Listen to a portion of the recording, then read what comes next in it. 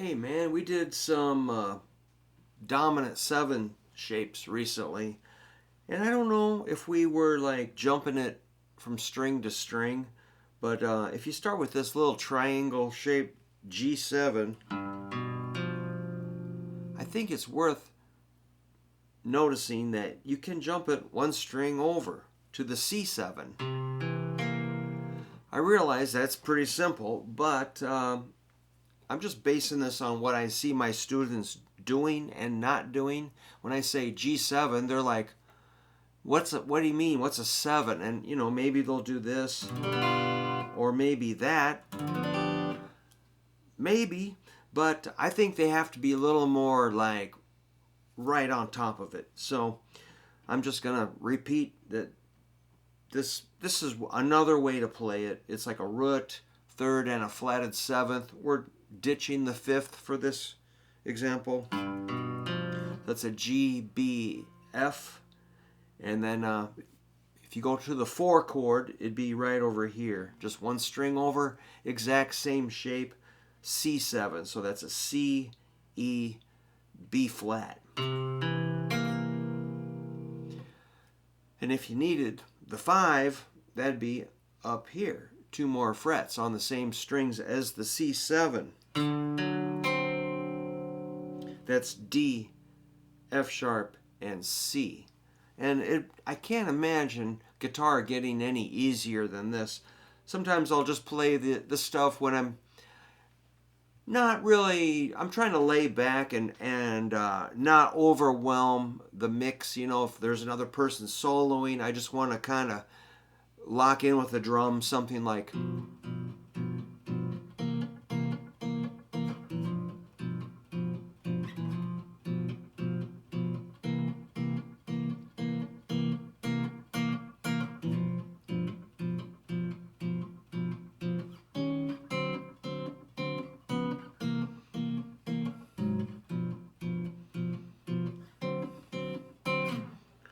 I mean, that you really don't have to think about it too much. It's pretty much just phoning it in at that point. It's pretty simple. You might notice that I did a little. The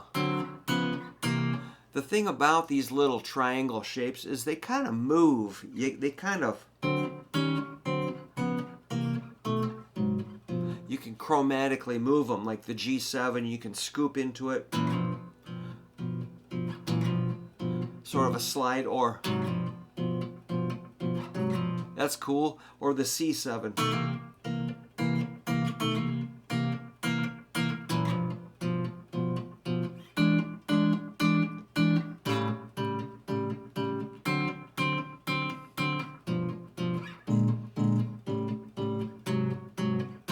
So you can kind of maneuver around with them a little bit. They're movable, more so than big giant bar chords. They're just a little more sneaky. So I went to an E7, that'd be like the 6, and then the A7, that'd be a 2.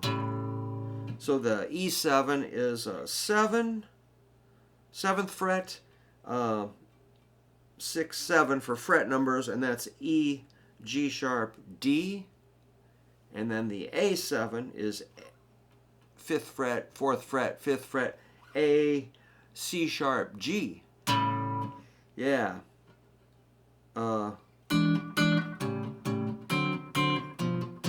You could really, now once you get going, you can really move these around and do more kind of subtle, interesting things. All right.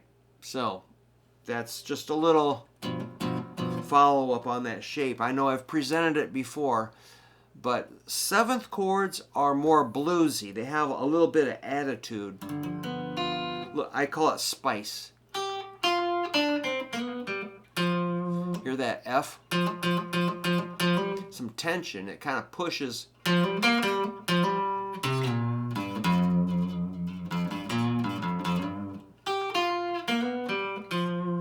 That's the 7. The 7th degree of the scale, but it's a dominant 7th. I believe that means we're going to flat the 7. So you go 1, 2, 3, 4, 5, 6, 7, and flat it. So F sharp becomes F over a G chord. All right.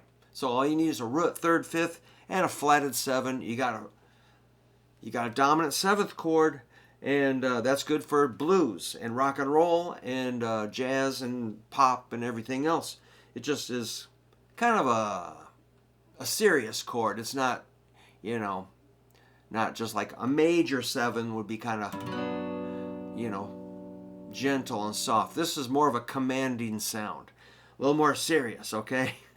And it does fit in with your minor pentatonic or a blues scale. It fits in with those really well. Or maybe a Mixolydian mode. All right, so pay attention to those 7th chords. If you like blues, there's a lot more shapes you can do. This is just one of the easiest ones. I thought it'd be kind of fun to do. If you want one more thing, you can take it up here on 10, 9, 10 and go down to an E, up to an A, D, and a G. How about a D sharp, D, G sharp, G. So that would be like...